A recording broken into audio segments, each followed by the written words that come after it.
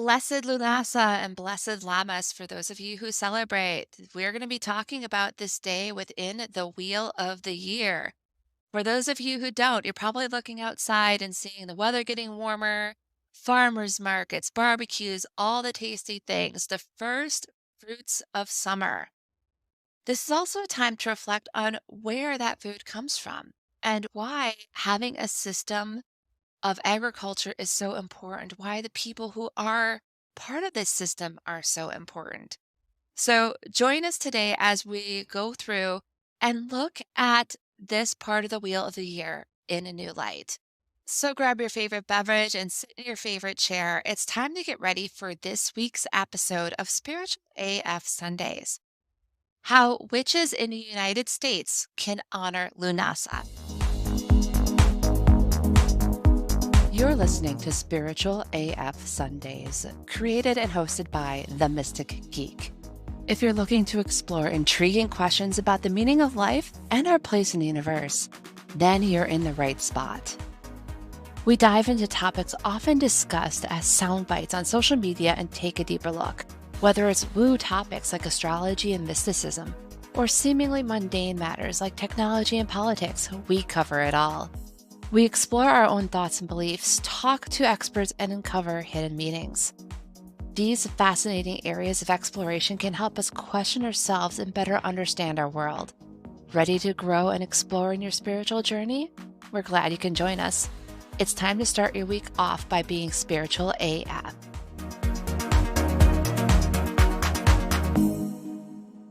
Welcome back, listeners. My name is Jessica Carrolls, also known as the Mystic Geek, and today we're going to be talking about Lughnasadh, which is the first of the harvest festivals of the Wheel of the Year.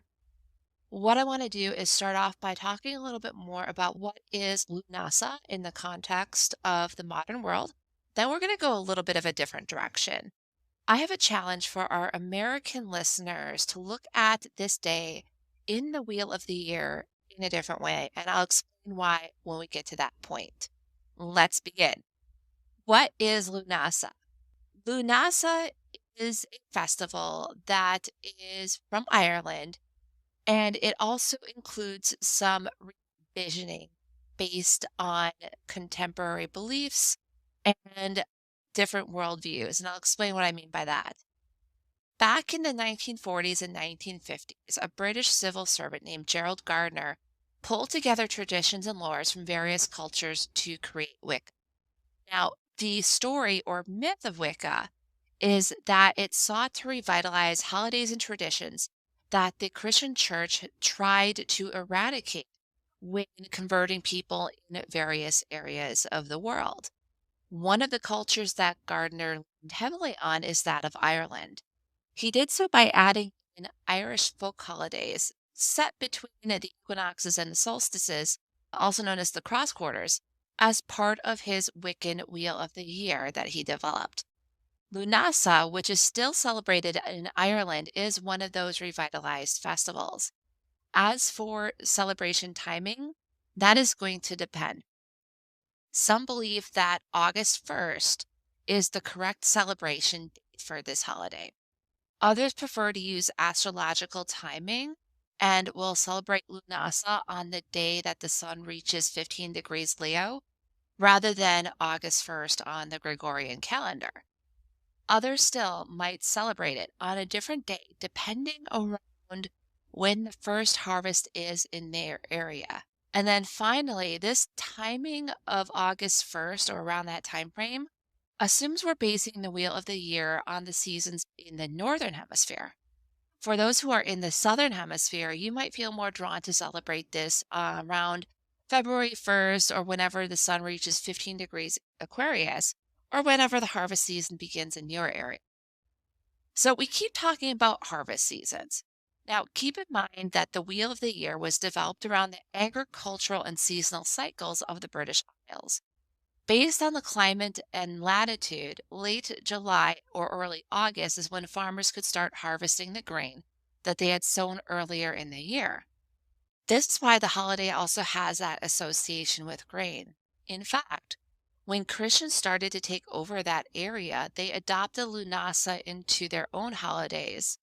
with theirs being called Lammas or loaf mass, where they would bless the bread made from the grain. Since Lughnasadh is an Irish, or in some cases an Irish inspired holiday, we also need to take a look into the mythology that's tied to that day. For those who are not familiar, Lughnasadh got its name from Lugh, the Irish god. Now, Lugh is from Irish mythology. He's of the Tuatha De Danann, or the folks or people of the goddess Danu. Some would call the Tuatha De Danann a supernatural race. Others said that they were pre-Christian deities, like how I mentioned Lugh as an Irish god. Tomato, tomato here. Anyways, back to Lugh. His story reads like a talk show saga. Part of Irish mythology is the struggle between two supernatural races, the Tuatha De Danann, or the people of the goddess Danu that I shared about earlier, and the Fomorians. Lugh is the child of Cian of the Tuatha De Danann and Enya of the Fomori. Now, I should also add here that Enya was the daughter of Baelor, one of the leaders of the Fomorians. Baelor himself wasn't too thrilled about the birth because it was prophesied that his own grandson would kill him. And apparently, locking his daughter Enya in a tower wasn't effective enough for birth control. Baelor then tried to kill his grandson by drowning him, but was countered by a druidess, or Lianan Shi, whatever you want to interpret it as, Birog, who then gave Lugh to Taichu to foster until he was old enough to follow through with his destiny. Now, who's Taichu? She was the queen of the last High King of Ireland before the Tuatha De Danann took over the area. So she's a survivor of this huge invasion, and then was tasked with keeping this politically charged, prophesied child alive. Now, once Lugh was fully grown, the myth is that Taichu cleared the plains of Ireland for agriculture and then died of exhaustion from it. Thus, part of Lughnasadh, this feast honoring Lugh, also honors agriculture, and the games that are usually played around this time are a way of honoring Lugh's foster mother's sacrifice. According to myth, without her sacrifice, there would have been no harvest. Taichu's marriage to the High King of Ireland is also something significant to consider. Part of the lore and belief system is that the king marries the land. So let's think about this concept because it may seem weird. Part of Western civilization is this element of conquest, of taking over, of controlling, and of assimilating. This runs counter to the concept of one's connection to the land as a relationship, doesn't it? Part of that belief system here is that relationship with the land, but it's not just the land, it's a relationship with the people. How does all of this relate to the 21st century, especially those of us who do not live in Ireland? I'm going to talk about the area that I know the most about, which is the United States, because I live here. According to the USDA Economic Research Service, American farms are responsible for $164.7 billion a year, which is about 0.7% of our country's $23 trillion gross domestic product. That may not seem like a lot at 0.7%, but keep in mind that the food from these farms funnels through to our economy on so many levels. Crops like wheat, soy, and soybeans need to be processed into flour and other ingredients for cooking. Supermarkets either buy the stuff outright or we have a middle company that purchases these ingredients to make their own foodstuffs. So you can either buy pre-made food at a supermarket to put together for meals, or you can go to a restaurant and they will do the buying and cooking for you. All of these components combined, farms, manufacturing, stores, food service, and such, totals $1.264 trillion in our country's $23 trillion GDP. A pretty big slice there. And this does not take into account machinery that goes for the farms, the factories, and the home. Nor does it take into account the lighting for the grocery store, or the supplies for the restaurants, or the transportation costs. There are a lot of industries that are impacted by agriculture. this is a huge component of our economy. And because of that, I find it real weird how frail and delicate our farm system is. Unlike working on a factory or an office where there's typically a constant stream of work available, farm work comes in phases.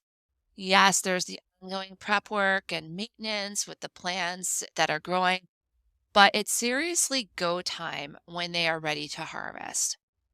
Food needs to be taken off of the vine or bush or pulled out of the ground before it becomes overripe and rots. And we need people to do the work. This is something that, while machines can do it to a certain point, oftentimes for there to be quality, you have to have it done by hand. And the cost for people to do this type of work is typically kept low so that food prices are kept low, which makes it harder to find workers in America. Guess what percentage of farm workers are born outside of the United States? Go on, take a guess. According to the USDA's Economic Research Service, it's 73%. 73% of those who work in agriculture, an industry that our own Department of Homeland Security deemed during the pandemic as a critical infrastructure, are immigrants. This is where this whole story of where our food comes from gets personal to me. I'm the great granddaughter of migrant workers who had a farm near the Mexican Texas border, Nuevo Leon, if I'm guessing based on the research I've done. And what they would do is they would travel north to help other farmers with their crops. And in some cases, they would go as far north as Wisconsin. The children in that family were born on whatever side of the border my great grandparents were working on when my great grandmother went into labor. My grandfather happened to be born on the American side of the border in Bishop, Texas. So, looking at that aspect of American farming, even though I'm distanced by time and by location now that I'm in Minnesota, it's still part of my heritage. Let's get back to immigrants and American farming. Even with immigrants being 73% of the farm workforce, farmers still struggle to find the workers needed to help them. U.S. citizens don't want these types of jobs where you're working for long hours, are subjected to the elements, and risk injury from either exhaustion or the machinery involved. And when you look at the pay, you probably understand. According to the LA Times, farm workers in the state of California working full time earned about $30,000 per year. Now, to give context, according to the U.S. Census Bureau, the median income in California in the year 2017 was $70,000. Let's get back to looking at the farm labor force. According to FWD.US, undocumented farm workers, those who do not have the paperwork needed to quote unquote legally be in the United States or work in the United States, undocumented farm workers make up approximately half of the immigrant farm labor force. Many undocumented workers have lived in the United States for over a decade and have worked for a single employer farm for years. So, undocumented workers not only keep our food system going, but they have been dedicated workers, even with the low pay and extreme working conditions. We as Americans are in a bit of a conundrum, especially when we look at the fear-based rhetoric about people from the southern countries crossing the border. Many who seek sanctuary in America are not looking for a free handout. They want a chance to work toward a better life for themselves and their families. And they're doing so while having to pay American taxes, spending in the American economy, yet not having the full benefits of being an American citizen. Just so you know, a lot of the state-based support programs out there, you have to be an American citizen to access them. If you're an undocumented worker, you're not able to access those services. So they're not taking from the tax services. These individuals are doing jobs that Americans don't want to do at a pay that's less than average for the area, and they are doing so in an environment that allows for exploitation without justice. Because keep in mind, if you're undocumented and you are reporting your employer for either shorting pay or being abusive, there's just as much of a chance of you being deported because you're coming out and being visible.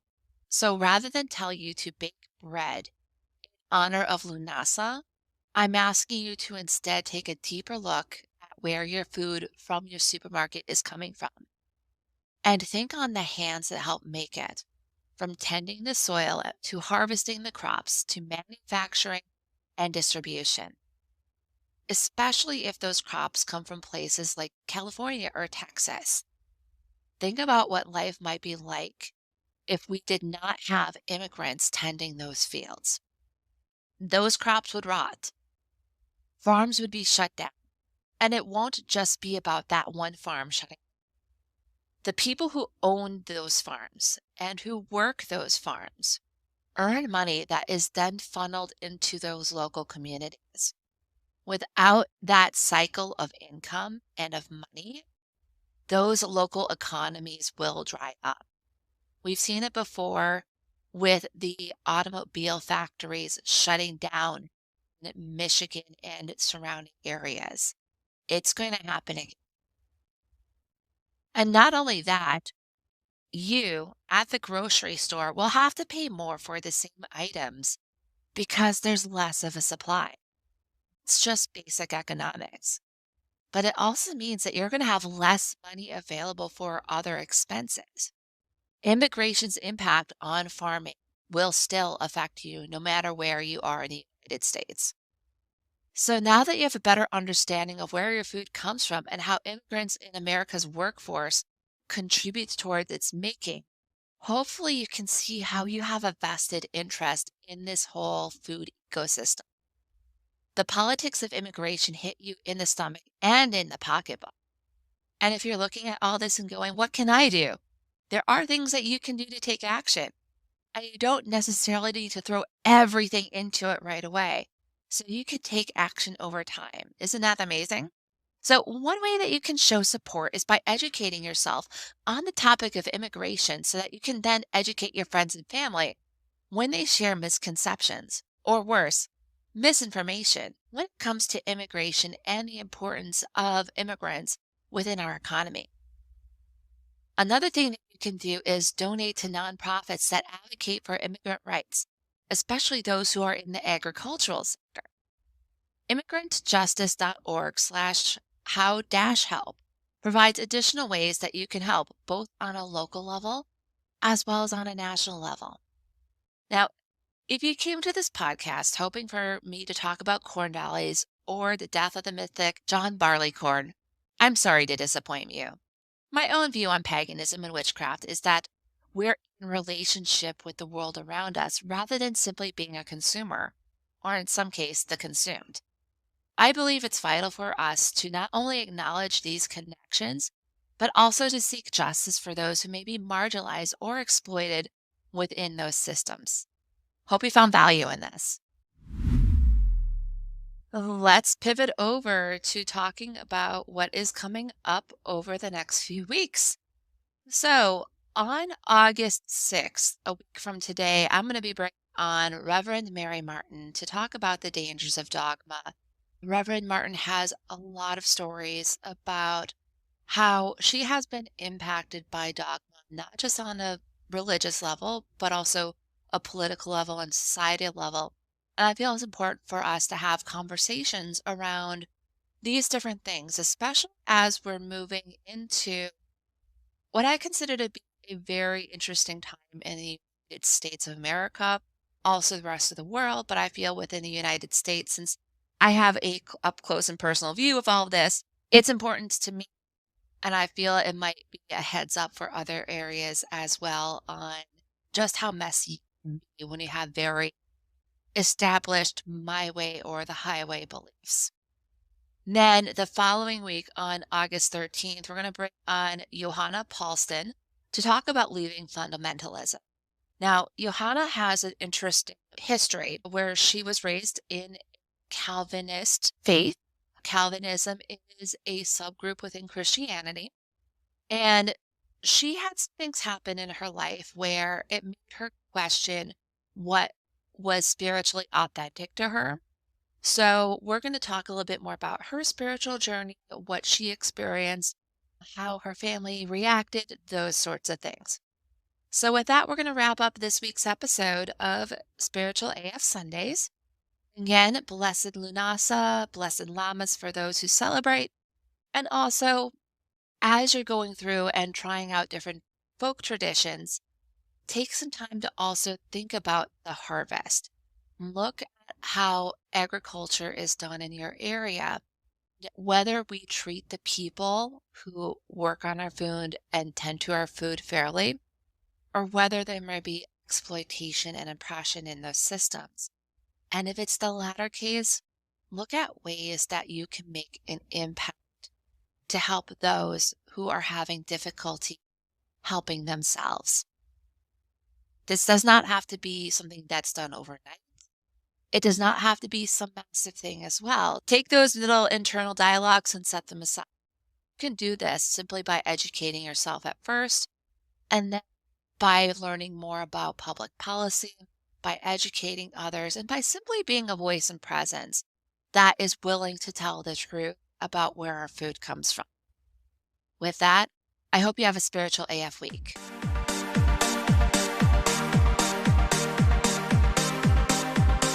Thank you for joining us for Spiritual AF Sundays. This show is hosted by the Mystic Geek. That's me. Got comments or questions from today's episode? You can either email me at jess@themysticgeek.com or send me a voice message at speakpipe.com/themysticgeek. Don't worry, I'll put the link in the show notes. Help others start off their week with a Spiritual AF Sunday by sharing this episode with them. Also, 5-star reviews on Apple Podcasts help spiritual seekers find our show. So do the thing.